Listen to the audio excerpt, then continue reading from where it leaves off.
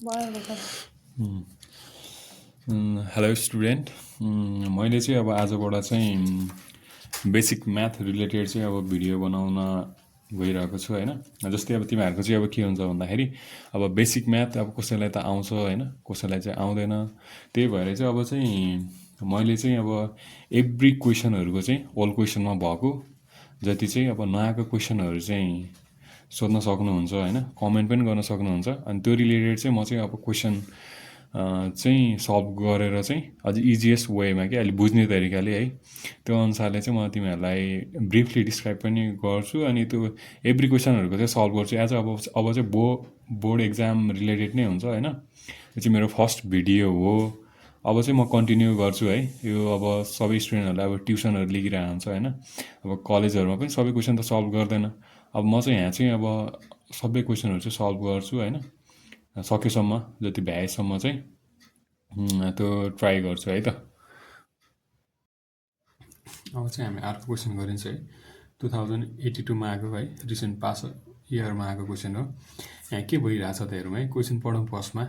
Find the rate of change of volume of a sphere with respect to its surface area when radius is 7 centimetre. भनेपछि rate of changing of volume यो थाहा हुनु पर्यो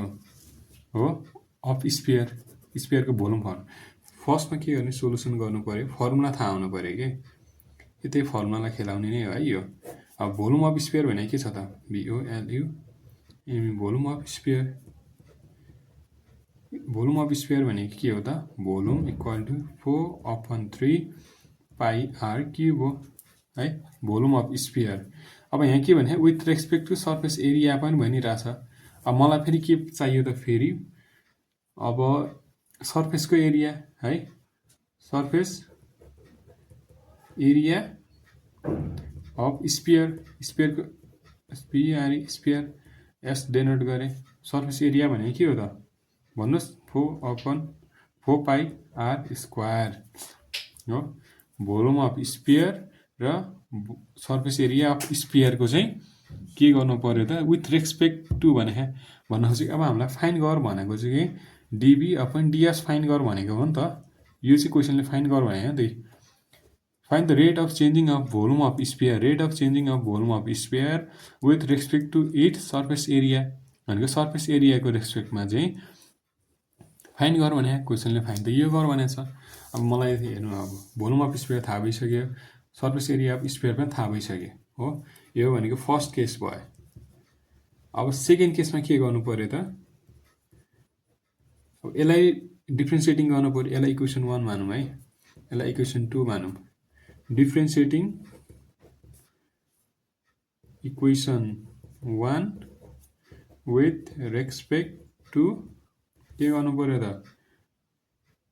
dV/dr। यहाँ are छ नि भने चाहिँ आरमा गर्नु पर्यो कि, आरको रेस्पेक्टमा गर्नु पर्यो। अघि नै के भएको थियो, यो क्वेसनमै डी आएको थियो नि त, त्यही भएर डीको रेस्पेक्टमा गऱ्यो।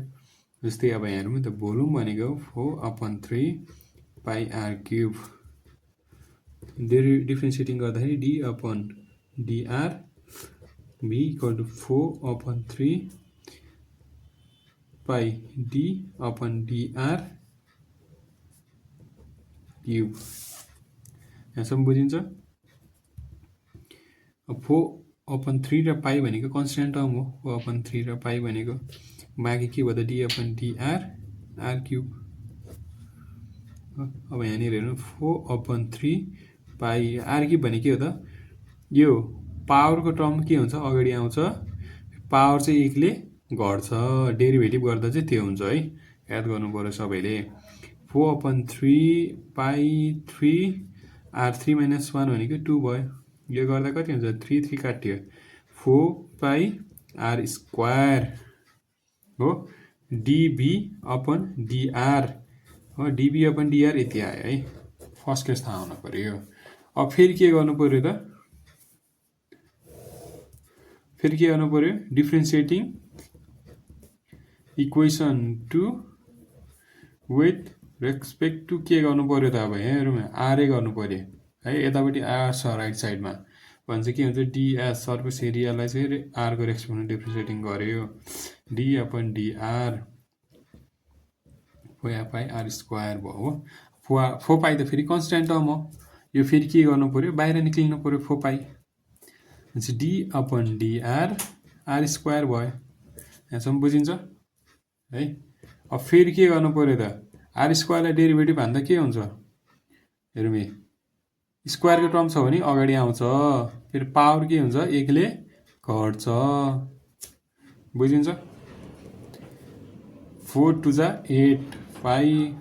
यो भनेको आर 2 - 1 भनेको एउटा मात्र भयो R1 भनेको ds अपन dr पनि आयो ल हेरौँ त यो किन निकालेको होला मैले dv अपन dr र ds अपन dr के को लागि चाहियो मलाई चाहिएको के छ dv अपन ds भनेको question mark rate of changing of volume of sphere with respect to surface area हेरौँ त s भनेको सर्फेस एरिया v भनेको भोल्युम यसको रेट अफ चेन्ज भनेको नि त हेरौँ dv अपन ds कसरी आउँछ त अब यो इक्वेसनलाई यसलाई 3 मानौँ यसलाई चाहिँ 4 मानौँ यहाँ हेरौँ है त di bi de divide equation 3/4 गऱ्यो भने के हुन्छ त डिभाइडिङ इक्वेसन 3/4 भने के हुन्छ db upon dr whole upon ds upon dr हो त्यो गर्दाखेरि यतापट्टि के भयो त db अपन dr भनेको कति छ 4 पाई r स्क्वायर अपन यो के छ 8 पाई r छ है यहाँ बुझिन्छ यहाँनिर हेरौँ है त हो यहाँसम्म बुझिन्छ भने हेरौँ है यहाँबाट यता हेरौँ ल हो अब के छ त अब यस्तो के हुन्छ जस्तै हामीले a upon b whole upon हेऱ्यो अपन मेन अपन चाहिँ यो छ नि c अपन d भयो भने के हुन्छ त के हुन्छ यो हुँदाखेरि a अपन b भनेको a अपन b नै भयो इन्टु तलको टर्म चाहिँ के हुन्छ ठ्याक्क उल्टो हुन्छ क्या मेन अपन चाहिँ यो छ भने हेरौँ है याद गर्नु पर्यो यो चाहिँ ठ्याक्क उल्टो हुन्छ इन्टु d अपन c यो कन्डिसन बुझिन्छ यो कन्डिसन बुझिन्छ भने यो हेर्नु पर्यो है त यहाँ के भइरहेछ dv upon dr whole upon ds upon dr है यस्तो भइरहेछ इक्वल टु के हुन पर्यो त 4 पाई r स्क्वायर अपन 8 पाई r भयो अब यसलाई गर्दाखेरि के हुन्छ त यो dv upon dr into dr upon ds यो गरेको बुझिन्छ है इक्वल टु अब यो के हुने भयो त 4 पाईले काट्दाखेरि 2 हुने भयो r एउटा काटिन्छ एउटा r काटिन्छ भनेको r/2 भयो यो dr र dr पनि काट्यो भनेपछि के भयो dv upon ds equal to r/2 आयो यहाँसम्म बुझिन्छ अब क्वेसनले के भनेको त क्वेसन हेरौँ त ध्यान दिएर क्वेसनले के भनिरहेको छ find the rate of change of volume of sphere with respect to surface area when radius is 7 centimetre हुँदाको केसमा वेन अब के हुन्छ when RADIUS radius is 7 centimetre हुँदा के हुन्छ त रेडियस 7 सेन्टिमिटर हुँदा dv अपन ds कति हुन्छ अरे रेडियस 7 भयो अरे अपन 2 भनेपछि dv अपन ds भनेको कति हुने भयो त 3.5 भनेपछि dv अपन ds भनेको चाहिँ 3.5 सेन्टिमिटर आयो हो यहाँसम्म बुझिन्छ when radius is 7 भएको केसमा चाहिँ dv अपन ds भनेको यो आउँछ यो इक्वेसन 3 डिभाइडिङ इक्वेसन 3/4 किन गरेको भन्दाखेरि dv अपन ds निकाल्नलाई गरेको है dv अपन ds निकाल्नको लागि त त्यो गर्नु पर्यो है यहाँसम्म बुझिन्छ यो क्वेसन अब चाहिँ हामी अर्को क्वेसन गर्छौँ है यो चाहिँ 2081 मा आएको क्वेसन हो है अब क्वेसन चाहिँ के छ भने the rate of change of volume of sphere is proportional to square of it diameter है यो चाहिँ क्वेसनले के भन्न खोजेको भन्दाखेरि हेर है rate of changing of volume of sphere थाहा हुनु पर्यो हामीले भोल्युम अफ स्फियर के हो भनेर भोल्युम अफ स्फियर थाहा हुनु पर्यो भोल्युम अफ स्फियर भनेको के हो त 4/3 पाई r क्यूब यो त बच्चालाई थाहा हुनु पर्यो है भोल्युम अफ स्फियर चाहिँ के हो भनेर अब हेरौँ है के भनेको question the rate of change of volume of sphere is proportional to square of its diameter है भोल्युम चाहिँ स्फियर चेन्ज गर्न पर्यो विथ रेस्पेक्ट टु डायमिटर है यो भोल्युमको स्फियर चाहिँ चेन्ज हुन पर्यो विथ रेस्पेक्ट टु डायमिटर अनि त्यो भनेको चाहिँ के हो डिबी अपन डिडी हो नि त हो विथ रेस्पेक्ट टु डायमिटर हो नि यो चाहिँ के हुन पर्यो त प्रोपोर्सनल भनेको के हो त प्रोपोर्सनल हो त्यो भनेको इक्वल टु अथवा डाइरेक्टली प्रोपोर्सनल भनेको यस्तो हुन पर्यो डाइरेक्टली प्रोपोर्स टु त के हुन्छ डी स्क्वायर हुन्छ अरे यो कन्डिसन हामीलाई निकाल्न पर्ने चाहिँ टु प्रुभ बी हो यो निकाल भने हो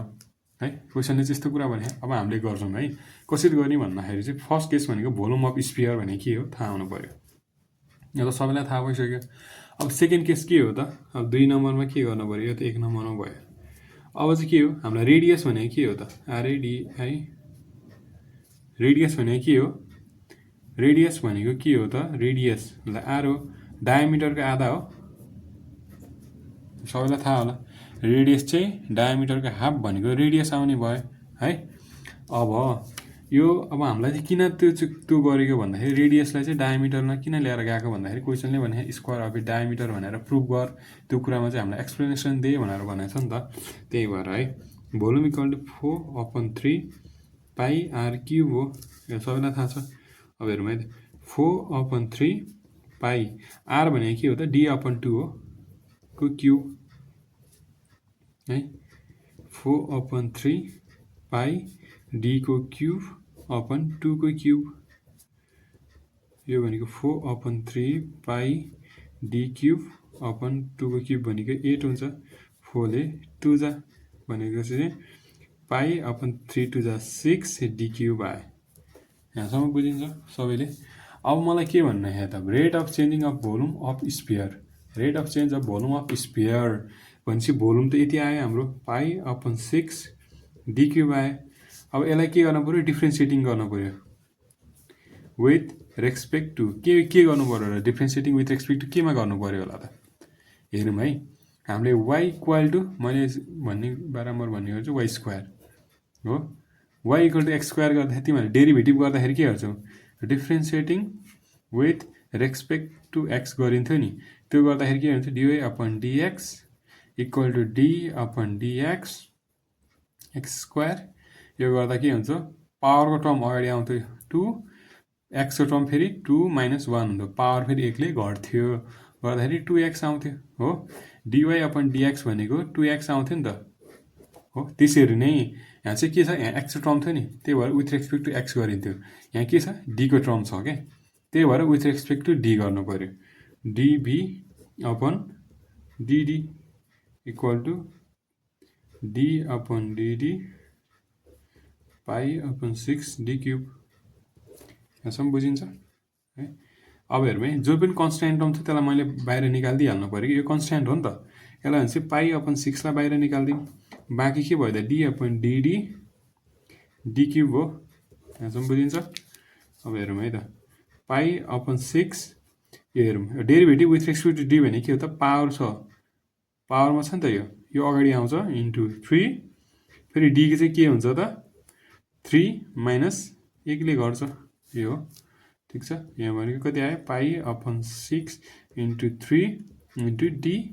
3 - 2 भनेको 3 - 1 भनेको 2 यो भयो 3 2 जा भनेको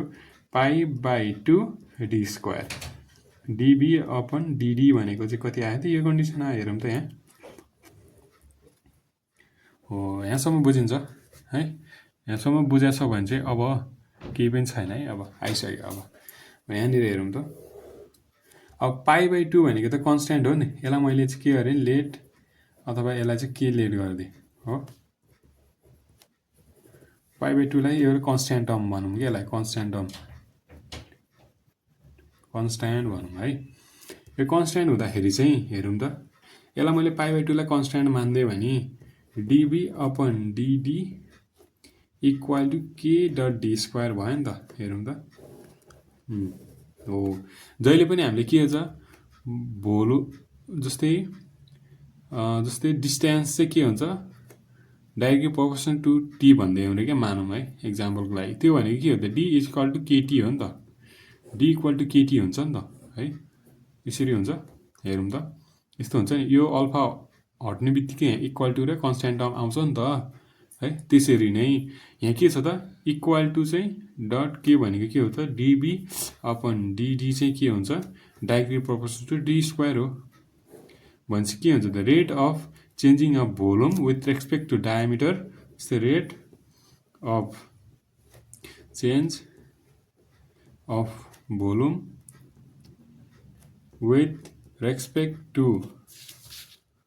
DIAMETA diameter is के रहेछ स्क्वायर अफ इट्स डायमिटर डायमिटरको स्क्वायर रहेछ त है आयो नि त यसरी प्रयोग गरेर बुझिन्छ नि यहाँनिर हेरौँ त भोल्युम अफ स्फियर दिइरहेछ भोल्युम भने 4/3 पाई आर क्युब हो अनि त्यसपछि रेडियस चाहिँ के भयो त डायमिटर अपन 2 यो बुझिहालिन्छ हाफ हुन्छ भोल्युमलाई चाहिँ के गर्यो अब मलाई के गरेको क्वेसनले नै भनिरहेछ भनेको चाहिँ rate of changing of volume चाहिँ स्फियर चाहिँ के हुन्छ डायमिटरसँग हुन्छ भने डायमिटरसँग हुन्छ भने त्यही भएर चाहिँ मैले यदि यहाँ क्वेसनले रेडियससँग हुन्छ भनेको भए तपाईँले रेडियसै राख्नु पर्थ्यो क्या यहाँनिर रेडियसै हुन्थ्यो। अब यहाँ पछि अब अलिकति क्वेसन घुमाएर चाहिँ अब रेडियस पनि सोधिन सक्छ यहाँनिर है। अब अहिले चाहिँ डायमिटर भनेको छ भने डी बाई 2 छ हेरौँ त यहाँ रेडियसको ठाउँमा डी अपन 2 हालेँ त्यो गर्दाखेरि डी क्युब 2 स्क्वायर यो टर्म आइहाल्यो यहाँसम्म बुझिन्छ। अब त्यसलाई के गर्नु पर्यो विथ रेस्पेक्ट टु डायमिटर गर्नु पऱ्यो डी हो डिबी अपन डिडी यो टर्म हेर्नु त मैले यो यसरी गरेको छु नि है यो बुझ्नु पऱ्यो यो नर्मल कुरा है नर्मल कुरालाई यसरी बुझिन्छ भने जे कुरा पनि म्याथमा चाहिँ के हुन्छ भन्दाखेरि चाहिँ हामीले सिम्पल कुरालाई बुझ्यो भने चाहिँ कम्प्लेक्स कुरा भए पनि सिम्पल नै हुन्छ क्या है गर्न खोजेको लोजिक चाहिँ त्यही नै हुन्छ क्या है। यो त हामीले डेरिभेटिभ नर्मल्ली पढेको हुन्छ यो डेरिभेटिभ त सबैलाई आउँछ होला यो आउँछ भने चाहिँ यो पनि आउनु पऱ्यो है। यहाँ पनि त्यही कुरा गरिरहेको छ केही पनि गरिरहेको छैन कन्सटेन्ट टर्मलाई हामीले बाहिर निकाल्थ्यौँ त्यसपछि डी क्युब भनेको के हो त 3d स्क्वायर हो नि त मैले चाहिँ स्टेप बाई स्टेप गरेको छु है स्टेप स्किप गर्न पनि सक्नुहुन्छ यहाँबाट एकैचोटि यहाँ गर्न पनि सकिन्छ आउँछ भने मैले चाहिँ बुझोस् भनेर चाहिँ अहिले चाहिँ